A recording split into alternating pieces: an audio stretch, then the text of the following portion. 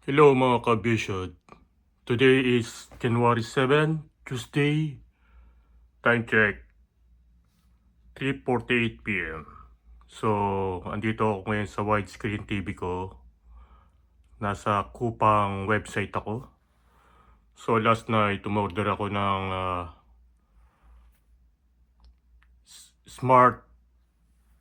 smartwatch na mumurahin lang pero reliable naman. So, eto siya. Rich Magic K56 Pro 1.39 inch. Dust and shockproof, waterproof outdoor smartwatch, Bluetooth, call, NFC, GPS, IP68 smart sports watch, 47 mm. So, 49,851 lang siya. And siya, free shipping and free returns. So kung di mo siya nagustuhan, in actual, nagbago isip mo, pwede mo siyang i-return. Yun nga lang, it takes time. Pero tingin ko naman maganda siya. Ayan siya.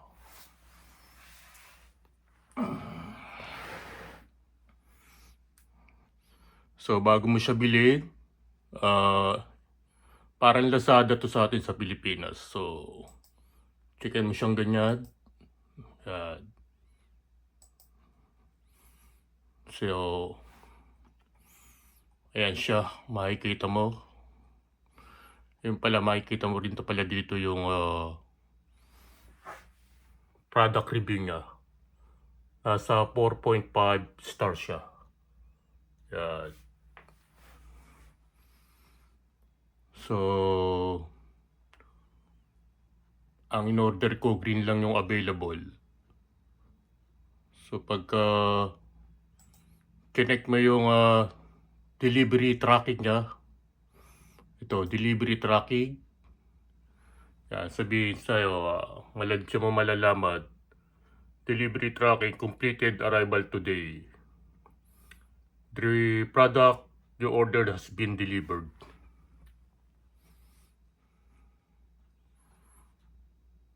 So, siya, ordered on 1/7. Midnight ko pala kasi siya in order around 12 past midnight PM. Delivery completed, delivered to doorstep. So, eto na siya ngayon.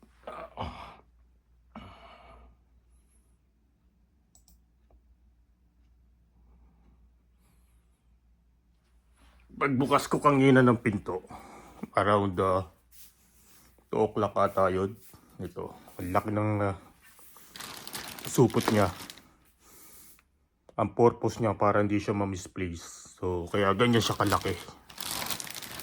Yan.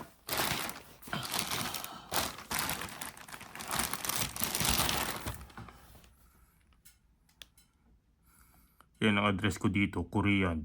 So, IBC, The Oval Building, room 714. So, buksan ko na siya.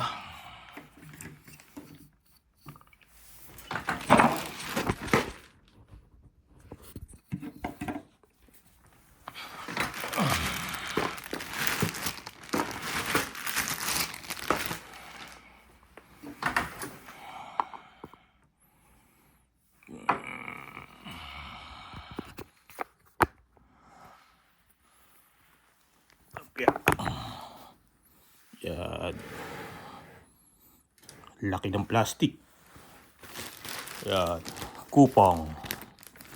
Yan ang legit online seller dito. Tsaka yung Naver. Merong Naver din akong application sa phone ko pero hindi ko ginagamit. So ito lang talaga, dito lang talaga ako bumibili sa online. Dito sa Kupang. Yan. Kupang Play.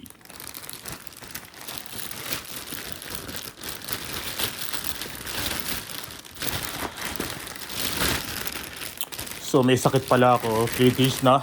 So kaya, pero ngayon medyo maganda-ganda na yung pakiramdam ko. Kaya ganito yung boses ko. So, eto siya. So, tinignan ko sa YouTube, ang daming nagba-vlogs nito. Iba-iba yung supplier. Pero ang pinakapangalan ng or model ng smartwatch na to yung K56 Pro. So, yan siya.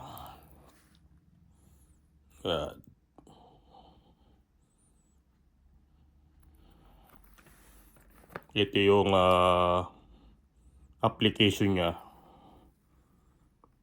Dapit. Para mag-match yung iPhone mo or yung Samsung phone mo. Yung iOS tsaka yung Android phone mo. Compatible siya. Yan. So, totally legit siya. Talagang properly pack.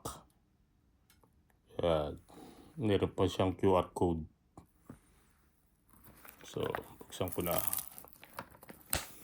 So, pasensya na mga kabisyon. So, hindi ako masyado nakakapag-vlog tungkol sa aeroplano. So, alam mo na, medyo maselad. Kaya, isa na natatagalan talaga ako. So, eto siya.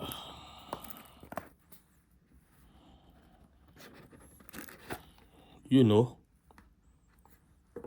Ganda. Pantatrabaho ko to. Malabo na kasi yung mata ko kaya hindi na ako pwede doon sa G-Shock ko. Minsan di ko na makita eh. Dapat yung LED na talaga. Kaya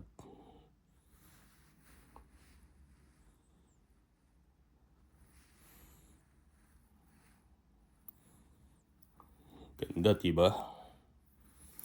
Pero di ko muna siya i-charge ngayon. Ito yung kanyang charging cable. So, mamaya ko na siguro gagawin to. Meron ata siyang screen protector. Ito ata yun.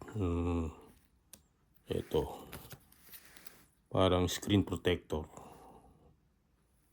Yun. So, nice. Ito yung kanyang manual.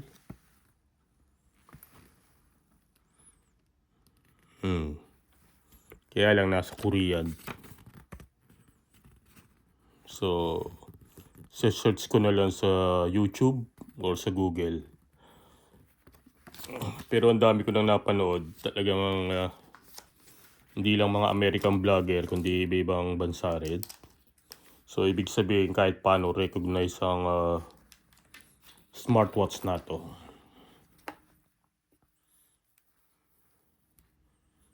So, mamaya pag uwi ko, pasok na kasi ako within an hour, kailangan ko na umalis. Tatry ko muna.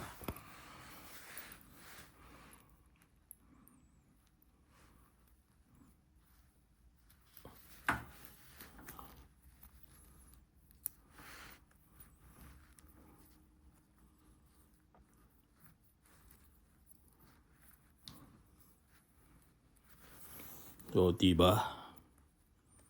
Isa kung kailangan practical ka rin. Hindi mo kailangan ng mamahaling gamit.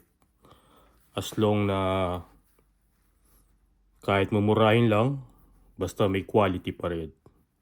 Ganyan naman tayo mga Pinoy. Hindi porke mura yun na yun. Pero at least kahit mura, may quality pa rin. See? Ganda. Army green siya kung tawagin. Akala ko hindi maganda. So, ganda. Pantrabaho. Bukas ko na gagamitin to. Then, bukas ko mamayang pag-uwi ko ng madaling araw, ipupuli charge ko muna siya. So, that's it for the day, mga ka-vision. Maraming salamat sa panonood. Have a good day and Happy New Year ulit po sa inyong lahat.